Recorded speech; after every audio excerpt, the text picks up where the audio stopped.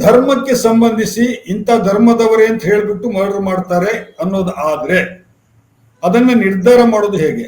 ಈಗ ನಾವು ಸುಹಾಸ್ ಶೆಟ್ಟಿಯ ಮರ್ಡರ್ಗೆ ಸಂಬಂಧಿಸಿ ನಾವೀಗ ಯಾಕಂತ ಹೇಳಿದ್ರೆ ಈಗ ತಕ್ಷಣ ಈ ಚರ್ಚೆ ಎತ್ಕೊಳ್ಳಿಕ್ ಕಾರಣ ಇತ್ತೀಚೆಗೆ ನಡೆದಂತಹ ಒಂದು ಕೊಲೆ.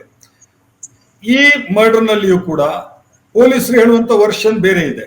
ಅವ್ರೇನ್ ಹೇಳ್ತಾ ಇದ್ದಾರೆ, ಇದೊಂಥರ ಗ್ಯಾಂಗ್ ವಾರ್ ಆಗಿದೆ ಅಂತ ಹೇಳ್ಬಿಟ್ಟು. ಆಮೇಲೆ ಅಲ್ಲಿ ಏನು ಬಜ್ಪೇನಲ್ಲಿ ಆ ಮರ್ಡರ್ ನಡೆಯಿತು, ಅದರಲ್ಲಿ ಏನು ಅರೆಸ್ಟ್ ಆಗಿದ್ದಾರೆ, ಅದರಲ್ಲಿ ಬೇರೆ ಬೇರೆ ಧರ್ಮದವರು ಇದ್ದಾರೆ. ಈ ಹಿನ್ನೆಲೆಯಲ್ಲಿ ನೀವು ಸ್ಪೆಸಿಫಿಕ್ ಆಗಿ ನಾವು ಸುಹಾಸ್ ಶೆಟ್ಟಿಯ ಕೊಲೆ ಪ್ರಕರಣವನ್ನೇ ಗಮನಿಸಿದ್ರೆ ಇದು ಧರ್ಮದ ಆಧಾರದ ಮೇಲೆ ನಡೆದದ್ದು ಅಂತ ಹೇಳಿ ನಿಮಗೆ ಯಾಕೆ ಅನಿಸ್ತು? ಈಗ ಸುನಿಲ್ ಬಜಾಲ್ ಅವರು ಹೇಳಿದ ಹಾಗೆ ಇವರು ಪೊಲೀಸ್ ಕಮಿಷನರ್ ಹೇಳಿದ್ದಾರೆ ಯಾಕೆ ಮರ್ಡರ್ ಆಯ್ತು ಅಂತ. ಯಾಕೆ ಮರ್ಡರ್ ಆಯ್ತು ಅಂತ ಹೇಳಿದ್ದಾರೆ? ಫಾಜಿಲ್ ಹತ್ಯೆಗೆ ಪ್ರತೀಕಾರವಾಗಿ ಆಯ್ತು ಅಂತ ಹೇಳಿದ್ದಾರೆ. ಫಾಜಿಲ್ ಹತ್ಯೆಗೆ ಪ್ರತೀಕಾರ ಆಯ್ತು ಅಂತ ಹೇಳಿದ್ದಾರೆ. ಈಗ ಫಾಜಿಲ್ ಹತ್ಯೆಯ ನೀವು ಅದರ ಸರಣಿ ನೋಡಿದ್ರೆ ಫಾಜಿಲ್ ಹತ್ಯೆ ಯಾಕೆ ಆಯ್ತು ಅಂತ ಹೇಳಿದ್ರೆ ಪ್ರವೀಣ್ ನೆಟ್ಟಾರ್ನ ಹತ್ಯೆಗೆ ಪ್ರತೀಕಾರವಾಗಿ ಆಯ್ತು. ಪ್ರವೀಣ್ ನೆಟ್ಟಾರ್ನ ಹತ್ಯೆ ಯಾಕಾಯ್ತು ಅಂದ್ರೆ ಅದಕ್ಕೆ ಉತ್ತರ ಇಲ್ಲ. ಪ್ರವೀಣ್ ನೆಟ್ಟಾರ್ ಯಾವುದ್ರಲ್ಲೂ ಇದ್ದ ಮನುಷ್ಯ ಅಲ್ಲ. ಒಂದು ಸಾಮಾನ್ಯ ಒಬ್ಬ ಯುವ ಮೋರ್ಚಾದ ಕಾರ್ಯಕರ್ತನಾಗಿ ದುಡಿಯುತ್ತಿದ್ದವನನ್ನು ಧರ್ಮಾಧಾರಿತವಾಗಿ ಕೊಂದದ್ದು ಇದು ಸೀರೀಸ್ ಮುಂದುವರಿಯಿತು. ಪ್ರವೀಣ್ ನೆಟ್ಟಾರ್ನಲ್ಲಿ ಈಗ ನಾನಾದ್ರೂ ಒಂದು ಭಾಷಣ ಮಾಡ್ತೇನೆ, ಮತ್ತೊಂದು ಮಾಡ್ತೇನೆ. ಪ್ರವೀಣ್ ನೆಟ್ಟಾರ್ ಯಾವುದ್ರಲ್ಲಿ ಇಲ್ಲದವನನ್ನು ಮುಸಲ್ಮಾನ್ PFI ನವರು ಮಾಡಿದ್ರು. ಅದಕ್ಕೆ ಪ್ರತೀಕಾರ ಫಾಜಿಲ್ ಹತ್ಯೆ ಆಯ್ತು ಅಂತ ಆಯ್ತು. ಫಾಜಿಲ್ ಹತ್ಯೆಗೆ ಪ್ರತೀಕಾರವಾಗಿ ಇದು ಸುಹಾಸ್ ಹತ್ಯೆ ಆಯ್ತು ಅಂತಂದ್ರೆ ಇದು ಏನು ವೈಯಕ್ತಿಕ ಏನುಂಟು ಇದರಲ್ಲಿ? ಒಂದು ನೀವು ಹೇಳ್ತಾ ಇದ್ದೀರಿ ಪ್ರವೀಣ್ ನೆಟ್ಟಾರ್ ಅವರಿಗೆ ಯಾವುದೇ ಸಂಬಂಧ ಇರಲಿಲ್ಲ, ಅಮಾಯಕರವರು ಅವರನ್ನ ಕೊಲೆ ಮಾಡಿದ್ರು. ಅದೇ ಪ್ರವೀಣ್ ನೆಟ್ಟಾರಿಗೆ ಕೊಲೆಗೆ ಪ್ರತಿಕ್ರಿಯೆಯಾಗಿ ಫಾಜಿಲ್ ಕೊಲೆ ಆಯ್ತು ಅಂತ ಹೇಳ್ಬಿಟ್ಟು ಫಾಜಿಲ್ ಅವರು ಕೂಡ ಅಮಾಯಕರು. ಫಾಜಿಲ್ ಯಾವ ಸಂಘಟನೆ ಇದ್ರು ಅದನ್ನ ಉತ್ತರ ಹೇಳಿ. ಇಲ್ಲಿ ಧರ್ಮಾಧಾರಿತವಾಗಿ ಕೊಲೆ ಆಗ್ತದೆ ಅಂತ ಹೇಳುದು ನಾನು. ಇದು ವೈಯಕ್ತಿಕ ಕೊಲೆ ಅಲ್ಲ. ಅದಕ್ಕೆ ನಾನು ಹೇಳುದು ಸುಹಾಸ್ ಶೆಟ್ಟಿದ್ದು ಕೂಡ ಧರ್ಮಾಧಾರಿತ ಕೊಲೆ ಆಗಿದ್ದು, ಅದು ವೈಯಕ್ತಿಕ ಕೊಲೆ ಅಲ್ಲ. ಅದಕ್ಕೆ ಬೇಕಾಗಿ ಮತ್ತೊಂದು ಷಡ್ಯಂತ್ರದ ಭಾಗವಾಗಿ ಇಬ್ಬರು ಹಿಂದೂಗಳನ್ನು ಕೂಡ ಸೇರಿಸಿಕೊಂಡಿದ್ದಾರೆ. ಈಗ ಏನ್ ಮಾಡ್ತಾರೆ ಅಂದ್ರೆ ಇಲ್ಲಿ ದನ ಸಾಗಿಸುವಾಗ 10 ಜನ ಮುಸ್ಲಿಮರು ಇರ್ತಾರೆ, ಡ್ರೈವರ್ ಒಬ್ಬ ಹಿಂದೂ ಇರ್ತಾನೆ. ಆಗ ಏನಾಯ್ತು, ಇದು ಹಿಂದೂ ಮುಸ್ಲಿಂ ಒಟ್ಟಿಗೆ ಸೇರಿ ಮಾಡಿದ್ದು ಅಂತ ಆಗ್ತದೆ. ಇದು ಮತ್ತೊಂದು ಭಾಗ. ಈ PFI ನವರು ನಿಷೇಧಿತ ಸಂಘಟನೆ ಇದೆ, ಇದರ ಮತ್ತೊಂದು ಷಡ್ಯಂತ್ರದ ಭಾಗವಾಗಿ ಈಗ ಮತ್ತೆ ಹಿಂದೂಗಳನ್ನು ಸೇರಿಸಲಿಕ್ಕೆ ತುಡು ಮಾಡಿದ್ದಾರೆ ಅಂತ ನಾನು ಹೇಳುದು. ಎಸ್ ಸುನಿಲ್, ನೋಡಿ ಆ ರೀತಿ ಏನಿಲ್ಲ. ನೋಡಿ ಇವರು ಯಾವ ರೀತಿ ಅದನ್ನ ಟ್ವಿಸ್ಟ್ ಮಾಡ್ತಾ ಇದ್ದಾರೆ ಅಂದ್ರೆ ಪ್ರತಿಯೊಂದಕ್ಕೂ ಓಪನ್ ಆಗಿ ಶರಣ್ ಪಂಪೇಲ್ ಫಾಜಿಲ್ನ ಹತ್ಯೆ ಆದಾಗ ಓಪನ್ ಆಗಿ ನಾವು ಇದಕ್ಕೆ ಸೇಡು ತೀರಿಸ್ಕೊಂಡಿದ್ದೀವಿ ಅಂತೇಳಿ. ಅಂದ್ರೆ ಇವರಿಗೆ ನಿಜವಾಗಿ ಯಾರು ಇನ್ವಾಲ್ವ್ ಆಗಿದ್ರೆ ಅವರ ಮೇಲೆ ಆಕ್ಷನ್ ತಕೊಳ್ಳಿ. ಅವರ ಇದು ಅಮಾಯಕರನ್ನು ಕೂಡ ಇವರು ಕೊಲ್ಲುವಂಥದ್ದು ಎಷ್ಟು ಸರಿ ಅಂದ್ರೆ ಇವರಿಗೆ ಒಬ್ಬ ಹಿಂದೂ ಮರ್ಡರ್ ಆದ್ರೆ ಒಬ್ಬ ಮುಸಲ್ಮಾನ ಮರ್ಡರ್ ಆಗ್ಬೇಕು, ಅಷ್ಟಕ್ಕೆ ಇವರು ಇದನ್ನ ಸರಣಿಯನ್ನ ಮಾಡ್ತಾ ಹೋಗ್ತಾರೆ. ಪ್ರಶ್ನೆ ಇರ್ತಕ್ಕಂಥದ್ದು ಇವರ ಇಡೀ ರಾಜಕಾರಣಕ್ಕೆ ಕೊನೆಗೆ ಬಲಿಯಾಗುದು ಅಂತವರು ಯಾರು? ಅಮಾಯಕರು ಬಲಿ ಆಗ್ತಕ್ಕಂಥದ್ದು. ಇವರಿಗೆ ಈಗ PFI ಅಂತ ಹೇಳ್ತಾ ಇದ್ದಾರಲ್ಲ, ಅಥವಾ ಇನ್ನೊಂದು ಮತ್ತೊಂದು. ಈಗ ಈ ಬಹುಸಂಖ್ಯಾತ ಕೋಮುವಾದ ಎಷ್ಟು ಅಪಾಯಕಾರಿ, ಅಷ್ಟೇ ಅಲ್ಪಸಂಖ್ಯಾತ ಕೋಮು ಅಪಾಯಕಾರಿ. ಯಾರು ಬೆಳೆಸಿರುವಂತದ್ದು ಇವರನ್ನ? ಈಗ ಇವರದೇ ಸರ್ಕಾರ ಕೇಂದ್ರದಲ್ಲಿದೆ. ಈಗ PFI ನಿಷೇಧ ಮಾಡಿದೆ, ಅವ್ರಿಗೆ ಗೊತ್ತಿದೆ ಯಾರು ಅಂತ. ಯಾಕೆ ಅವರ ಹೆಡಮುದಿಯನ್ನ ಕಟ್ಟಕ್ಕೆ ಆಗೋದಿಲ್ಲ ಅಂದ್ರೆ ಇವರಿಗೆ ಅಲ್ಪಸಂಖ್ಯಾತ ಕೋಮುವಾದನ್ನು ಬೇಕು ಇವರಿಗೆ. ಅವರನ್ನ ತೋರಿಸಿ ಇವರ ರಾಜಕಾರಣ ಮಾಡ್ಲಿಕ್ಕೆ ಇವರು ಮಾಡ್ತಕ್ಕಂಥ ಒಂದು ಪಿತೂರಿಯ ಭಾಗ ಅಷ್ಟೇ. ಎಸ್ ಜಗದೀಶ್, ಈಗ ಸರಿ, ಈ ತರ ಕೊಲೆಗಳು ನಡೀತಾ ಇದೆ ಅಂತ ನೀವು ಹೇಳ್ತಾ ಇದ್ದೀರಿ, ಧರ್ಮಾಧಾರಿತವಾಗಿ ನಡೀತಾ ಇದೆ ಅಂತ ಹೇಳಿ ಹೇಳ್ತಾ ಇದ್ದೀರಿ. ಯಾಕೆ ಈಗ ಒಂದು ಧರ್ಮದವರನ್ನ ಇನ್ನೊಂದು ಧರ್ಮದವರು ಕೊಲೆ ಮಾಡಿದಾಗ ಆ ಒಂದು ಧರ್ಮದವರು ಇನ್ನೊಂದು ಧರ್ಮದವರನ್ನು ತಾವೇ ಕೊಲೆ ಮಾಡ್ಲಿಕ್ಕೆ ಯಾಕೆ ಹೋಗ್ತಾರೆ? ಇಲ್ಲಿ ಪೊಲೀಸ್ ವ್ಯವಸ್ಥೆ ಇದೆಯಲ್ಲ, ಸರ್ಕಾರ ಇದೆಯಲ್ಲ. ಯಾವ ಸರ್ಕಾರ ಅನ್ನೋದು ಬಿಡಿ, ಹಿಂದೆ BJP ಸರ್ಕಾರನೇ ಇತ್ತು, ಕಾಂಗ್ರೆಸ್ ಸರ್ಕಾರನೇ ಇತ್ತು. 2 ಸರ್ಕಾರ ಇದ್ದಾಗ ಈ ತರದ್ದು ನಡೀತಾನೆ ಬಂದಿದೆ. ನಾನು ಹೇಳುದು ಜನಸಾಮಾನ್ಯರು ಒಂದು ಈಗ ಬೇರೆ ಜಿಲ್ಲೆಗಳಲ್ಲೆಲ್ಲ ಏನಾಗುತ್ತೆ, ಹಿಂದೂ ಆಗಿದ್ರು ಮುಸ್ಲಿಂ ಆಗಿದ್ರು. ಉದಾಹರಣೆಗೆ ನಿಮಗೆ ಬೆಂಗಳೂರಿನಲ್ಲಿ ಒಂದು ರೌಡಿಯ ಕೊಲೆ ಆಯ್ತು, ಸೈಯದ್ ಅಂತ ಹೇಳ್ಬಿಟ್ಟು. ಮುಸ್ಲಿಮರಲ್ಲಿ ಬಹಳ ಜನಪ್ರಿಯವಾಗಿದ್ದಂತ ಹೆಸರು ಆ ರೌಡಿದ್ದು. ಆದ್ರೆ ಯಾರು ತಲೆ ಕೆಡಿಸ್ಕೊಳ್ಳಿಲ್ಲ, ಪೊಲೀಸ್ ನೋಡ್ಕೊಳ್ತಾರೆ ಅಂತ ಬಿಟ್ಬಿಟ್ರು ಪೊಲೀಸರಿಗೆ. ಮಂಗಳೂರಿನಲ್ಲಿ ಯಾಕೆ ಹಾಗಾಗ್ತಾ ಇಲ್ಲ ಶರಣವರೇ? ಅಲ್ಲ, ಈಗ ಸುನಿಲ್ ಬಜಾಲ್ ರವರು ನಾವು ಕೊಲೆ ಮಾಡಿ ರಾಜಕೀಯ ಮಾಡ್ತೇವೆ ಅಂತ ಹೇಳ್ತಾರೆ. ಇವರು ಕಮ್ಯುನಿಸ್ಟ್ನವರು ಒಂದು ರಾಜ್ಯದಲ್ಲಿ ಇರುವುದು, ಆ ರಾಜ್ಯದ ಚರಿತ್ರೆ ರಕ್ತ ಚರಿತ್ರೆ ಯಾರ್ದು? ಡೈವರ್ಟ್ ಮಾಡೋದು ಬೇಡ. ಅಲ್ಲಿ ರಾಜಕೀಯ ಏನು ಅಂತ ಹೇಳಿ, ಅಲ್ಲಿ ನೀವು BJP ಅವರು ಎಷ್ಟು ರಾಜಕೀಯ ಮಾಡ್ತದೆ, ಎಷ್ಟು ಮರ್ಡರ್ ಮಾಡಿದೆ ಅಂತೇಳಿ ನಿಮ್ಮವರೇ ಹೊರಗಡೆ ಬಂದು ಬರೆದಿರುವಂತ ಪುಸ್ತಕನೇ ಇದೆ, ಇಡೀ ಚರಿತ್ರೆ ಇದೆ. ಅದು ಬಿಡಿ, ನಾವು ಇಲ್ಲಿ ಮಾತಾಡ್ತಕ್ಕಂಥದ್ದು ಅನೀಫ್ ಸರ್ ಹೇಳಿದಾಗನೆ ಮಂಗಳೂರು ನಗರ ಮರ್ಡರ್ ಸಿಟಿ ಅನ್ನುವಂತ ಇಲ್ಲಿಗ ಚೌಕಟ್ಟಿನ ಮಾತಾಡೋದು ಒಳ್ಳೇದು.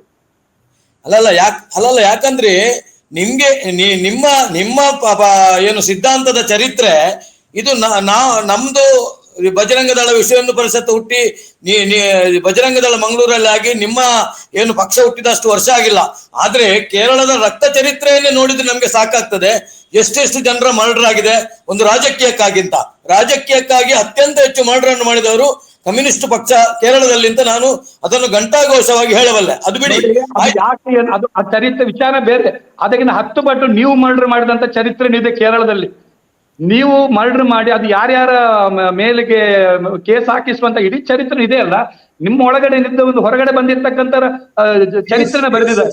ಎಸ್ ಈಗ ಬೇಡ, ನಾವು ಕೇರಳದ ಇನ್ಫ್ಲುಯೆನ್ಸು ದಕ್ಷಿಣ ಕನ್ನಡದ ಮೇಲೆ ಬಹಳ ಜೋರಾಗಿ ನಡೀತದೆ ಅನ್ನೋದು ಗೊತ್ತಿದೆ ನನಗೆ. ಮಂಗಳೂರಿನ ಮೇಲೆ ಕೇರಳದ ಪ್ರಭಾವ ಬಹಳ ಚೆನ್ನಾಗಿದೆ, ಜೋರಾಗಿದೆ, ಅದು ಗೊತ್ತಿದೆ ಬೇರೆ ಬೇರೆ ವಿಷಯಗಳಲ್ಲಿ. ಅದು ಬಿಟ್ಬಿಡೋಣ, ನಾವು ಅಲ್ಲಿಗೆ ಹೋದ್ರೆ ನಾವು ಅದು ವಿಷಯ ಡಿಬೇಟ್ ಆಗುತ್ತೆ. ನಾನು ಕೇಳಿದ ಪ್ರಶ್ನೆ ಏನು ಅಂತ ಹೇಳಿದ್ರೆ, ಜಗದೀಶ್ ಅವರೇ, ಆಯ್ತು ಒಬ್ರು ಮರ್ಡರ್ ಮಾಡಿದ್ರು. ಆ ಮರ್ಡರ್ ಮಾಡಿದಾಗ ನಾವು ಜನರು ಯಾರ ಮೇಲೆ ವಿಶ್ವಾಸ ಇಡಬೇಕು? ಮೊದಲು ಪೊಲೀಸ್ ಮೇಲೆ, ಸರ್ಕಾರದ ವ್ಯವಸ್ಥೆ ಮೇಲೆ ವಿಶ್ವಾಸ ಇಡಬೇಕು. ಪೊಲೀಸ್ನವರಿಗೆ ಕಂಪ್ಲೇಂಟ್ ಆಗುತ್ತೆ, ಅವರು FIR ಮಾಡ್ತಾರೆ, ಅರೆಸ್ಟ್ ಮಾಡ್ತಾರೆ. ಸುವೋಮೋಟೋ ನಾವೇ ಅದನ್ನ ಪ್ರತೀಕಾರ ತೀರಿಸೋದಕ್ಕೆ ಅಂತ ಹೇಳಿ ಹೋದ್ರೆ ಇದು ಹೀಗೆ ಕಂಟಿನ್ಯೂ ಆಗ್ತದಲ್ವಾ? ಇದು ಸರಿನಾ? ಇದು ಈ ತರ ಪೊಲೀಸರ ಮೇಲೆ ನಂಬಿಕೆ ಇಲ್ವಾ ನಿಮ್ಗಾಗಿದ್ರೆ?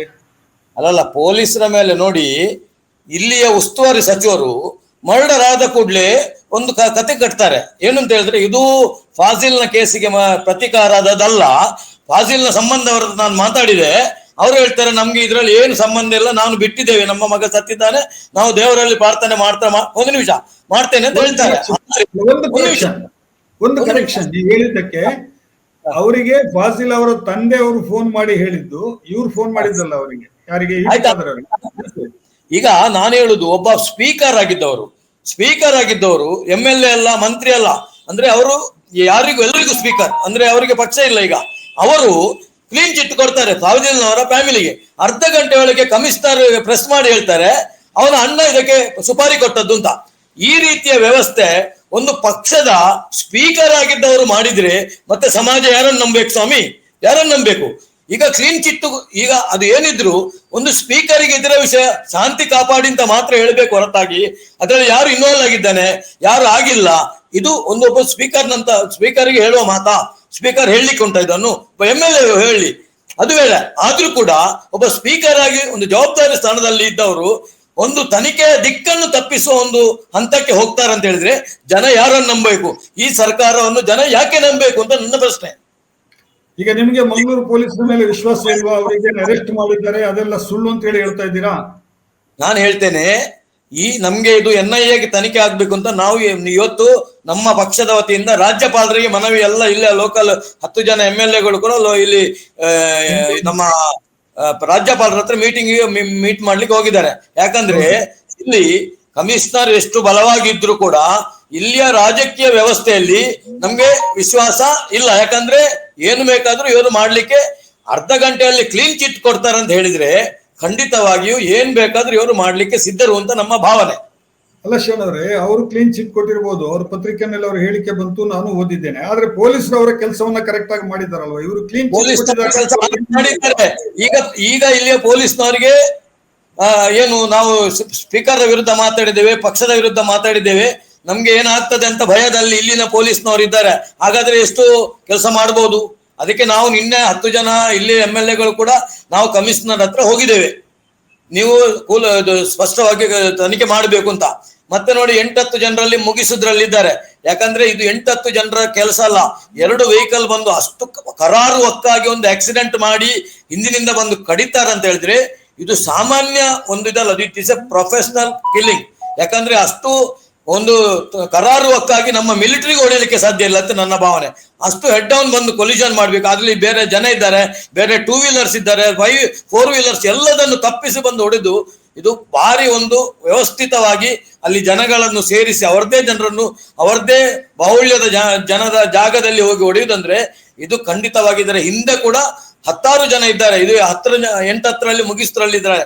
ಅದಕ್ಕೆ ನಾವು ನಿನ್ನೆ ಹೇಳಿದ್ದೇವೆ, ಯಾರೆಲ್ಲ ಅದರ ಹಿಂದೆ ಇದ್ದೇವೆ ಅದನ್ನು ಇದ್ದಾರೆ ಅವರನ್ನೆಲ್ಲ ಸದೆಬಡಿಬೇಕು ಅಂತ ನಾವು ಹೇಳಿದ್ದೇವೆ. ಎಸ್ ಸುನಿಲ್ ನೋಡಿ ಕುಮಾರ್. ನೋಡಿ ಸರ್, ನೋಡಿ ಒಂದು ಅವರು ಹೇಳಿರುವಂತ ನಾವು ಕೂಡ, ಯಾಕಂದ್ರೆ ಇದನ್ನ ಪೊಲೀಸ್ ಇಲಾಖೆ ಕಟ್ಟುನಿಟ್ಟಾಗಿ ಕ್ರಮಗಳನ್ನು ಕೈಗೊಳ್ಳಬೇಕು, ಅದರಲ್ಲಿ ಎರಡು ಮಾತಿಲ್ಲ. ಯಾಕಂದ್ರೆ ಇದರ ಹಿಂದಿರ್ತಕ್ಕಂಥ ಕೇವಲ ಸುಹಾಸ್ ಶೆಟ್ಟಿಯ ಮರ್ಡರ್ ಇರತಕ್ಕಂಥ ಕೊಲೆ ಅಂತಕ್ಕಂಥ ಆ ಘಟನೆ ಮಾತ್ರ, ಅದರ ಹಿಂದಿರ್ತಕ್ಕಂಥ ಎಲ್ಲಾ ವಿಚಾರಗಳನ್ನು ತೆಗಿಬೇಕು. ಯಾಕಂದ್ರೆ ಇಡೀ ಈ ಘಟನೆ ಹಿಂದೆ ಯಾರೆಲ್ಲ ಇದ್ದಾರೆ ಅದು ಬರಲೇಬೇಕು, ಅದು ಸತ್ಯ, ನಾವು ಕೂಡ ಹೇಳ್ತೇವೆ. ಆದ್ರೆ ಇದು ಪ್ರಶ್ನೆ ಏನಂದ್ರೆ, ಈ ಪೊಲೀಸ್ ಇಲಾಖೆ ನಂಬಲಿಕ್ಕೆ ಆಗುತ್ತಾ? ನೋಡಿ ಎಂತ ಪರಿಸ್ಥಿತಿ ಅಂದ್ರೆ, ಇಲ್ಲಿ ಸರ್ಕಾರ ಬದಲಾಯಿತು, ಬಿಜೆಪಿ ಸರ್ಕಾರ ಹೋಗಿ ರಾಜ್ಯದಲ್ಲಿ ಕಾಂಗ್ರೆಸ್ ಬಂತು. ಇವತ್ತು ಏನಾಗಿದೆ ಅಂದ್ರೆ, secular government communal officers, Dakshina Kannada ಜಿಲ್ಲೆ ಅತ್ಯಂತ ಸೂಕ್ಷ್ಮ ಪ್ರದೇಶ, ಸೂಕ್ಷ್ಮ ಜಿಲ್ಲೆ, ಇಲ್ಲಿ ಇರ್ತಕ್ಕಂಥ ಅಧಿಕಾರಿಗಳು ಎಷ್ಟು ಕಟ್ಟುನಿಟ್ಟಾಗಿರ್ಬೇಕು. ಇವಾಗ ಜಗದೀಶ್ ಅವರು ಹೇಳಿದಾರಲ್ಲ, ಪೊಲೀಸ್ನವರು ಸರಿ ಇಲ್ಲ, ಇಡೀ ಪೊಲೀಸ್ ಯಾರು? ಇವರೇ. ಯಾಕಂದ್ರೆ ಇಲ್ಲಿನ ಕಮಿಷನರ್ ಅನುಪಮ್ ಅಗ್ರವಾಲ್ ಹಿಡಿದು ಇಡೀ ಪೊಲೀಸ್ ಇಲಾಖೆಯನ್ನ ಇವತ್ತು ಕಮ್ಯುನಲ್ ಮಾಡಿಬಿಟ್ಟಿದ್ದಾರೆ. ಇವರ ಪರವಾಗಿ ಇರ್ತಕ್ಕಂಥವ್ರು, ಇವ್ರು ಗೊತ್ತಿಲ್ವಾ ಯಾರು ಏನಂತ ಹೇಳಿ? ಇವಾಗ ಇವತ್ತು ಪೊಲೀಸ್ ಇಲಾಖೆಯನ್ನು ಇವತ್ತು ಟೀಕೆ ಮಾಡ್ತಾ ಇದ್ದಾರೆ. ನಾವು ಹಿಂದಿನಿಂದಲೂ ಹೇಳ್ತಾ ಇದ್ದೇವೆ, ಇಲ್ಲಿನ ಈ ಜಿಲ್ಲೆಯ ಪೊಲೀಸ್ ಇಲಾಖೆ ಯಾವ ರೀತಿ ಕೆಲಸ ಮಾಡ್ತಾ ಇದೆ, ಇಲ್ಲಿ ಒಂದೊಂದು ಘಟನೆಯನ್ನು ಕೂಡ ಇವರು ಎಷ್ಟು ಮುಚ್ಚಾಕ್ಲಿಕ್ಕೆ ನೋಡ್ತಾ ಇದ್ದಾರೆ. ಇದೇ ಈ ಘಟನೆ ಆಗುವಂತ ಕೆಲವು ದಿನಗಳ ಮೊದಲು ಅಶ್ರಫ್ ಅನ್ನುವಂಥದ್ದು ಗುಂಪು ಹತ್ಯೆ ಆಯ್ತು ಉಡುಪಿನಲ್ಲಿ. ಆವಾಗ ಇವರು ಕಟ್ಟುನಿಟ್ಟಿನ ಕ್ರಮ ಕೈಗೊಂಡ್ರ? ಮಾತಾಡಿದ್ರು ಇವರು ಮಾತಾಡಲಿಲ್ಲ, ಅವರು ಮಾತಾಡ್ಲಿಲ್ಲ. ನೋಡಿ, ನಾವು ಆ ವಿಚಾರವನ್ನು ಎತ್ತಿಕೊಂಡಿರ್ತಕ್ಕಂಥದ್ದು. ಹೀಗೆ ಒಂದೊಂದು ಸಣ್ಣ ಇನ್ಸಿಡೆಂಟ್ ಅನ್ನು ಕೂಡ ಅಲ್ಲಿಂದ ಅಲ್ಲಿಗೆ ಮುಚ್ಚಿ ಹಾಕ್ತಾ ಇದ್ದಾರೆ ಹೊರತು ಅದರ ಹಿಂದೆ ಇರ್ತಕ್ಕಂಥ ಶಕ್ತಿಗಳು ಯಾರು ಶಕ್ತಿಗಳಿದ್ದಾರೆ ಅವರನ್ನ ಇವತ್ತು ಸದೆ ಬಡಿಬೇಕಾಗಿದೆ, ಅದನ್ನ ಇವತ್ತು ಮಟ್ಟ ಹಾಕ್ಬೇಕಾಗಿದೆ. ನಾವು ಅದನ್ನ ಹೇಳ್ತಾ ಇದ್ದೇವೆ. ಈ ಘಟನೆ ಮುಂದಕ್ಕೆ ಇಂಥ ಘಟನೆ ಆಗ್ಬಾರ್ದು. ನೋಡಿ, ಇಂಥ ಮರ್ಡರ್ಗಳು ಆಗ್ಬಾರ್ದು ಮಂಗಳೂರಲ್ಲಿ. ಅದಕ್ಕೆ ದೊಡ್ಡ ಕೆಲಸ ಆಗಿಬಾರ್ದು, ಪೊಲೀಸ್ ಇಲಾಖೆ ಮಾಡ್ಬೇಕಾದ ಕೆಲಸ. ಇವ್ರಿಗೆ ಗೊತ್ತಿದೆ ಯಾರು ಏನು ಎತ್ತ ಅಂತ. ಈಗ ಈ ಕಮ್ಯುನಲ್ ಮುಸ್ಲಿಂ ಆರ್ಗನೈಸೇಷನ್ ಇದೆ ಅಲ್ಲ, ಅವ್ರು ಯಾರು ಏನಂತ ಇವ್ರಿಗೆ ಗೊತ್ತಿಲ್ವಾ? ಕೇಂದ್ರ ಸರ್ಕಾರ ಇವರದ್ದು ತಾನೆ, ಯಾಕೆ ಅವರನ್ನ ಫ್ರೀ ಬಿಟ್ಟಿದ್ದಾರೆ? ಅಂದ್ರೆ ಅವರು ಒಂದಷ್ಟು ಮರ್ಡರ್ ಮಾಡ್ಲಿ, ನಾವು ಒಂದಷ್ಟು ಮರ್ಡರ್ ಮಾಡ್ತೇವೆ. ಇಡೀ ಮಂಗಳೂರನ್ನ ಇವತ್ತು ಮರ್ಡರ್ ಸಿಟಿ ಅಲ್ಲ, ಡೆಡ್ ಸಿಟಿ ಆಗಿದೆ. ಇಲ್ಲಿ 9 ಗಂಟೆಯ ನಂತರ ಮಂಗಳೂರಲ್ಲಿ ಜನನೇ ಇಲ್ಲದಂತ ಪರಿಸ್ಥಿತಿ. ಇಂಥ ಪರಿಸ್ಥಿತಿ ಇವತ್ತು ಮಂಗಳೂರಲ್ಲಿ ಎದುರಾಗಿದೆ. ಅದೇ ಯಾರು ಕಾರಣ ಅಂತಕ್ಕಂಥದ್ದು ಇವತ್ತು ಚರ್ಚೆ ಆಗ್ಲಿ. ಯಾಕಂದ್ರೆ ವಿಧಾನಸಭೆಯ ಒಳಗಡೆ ಕೂಡ ಚರ್ಚೆ ಆಗಿದೆ.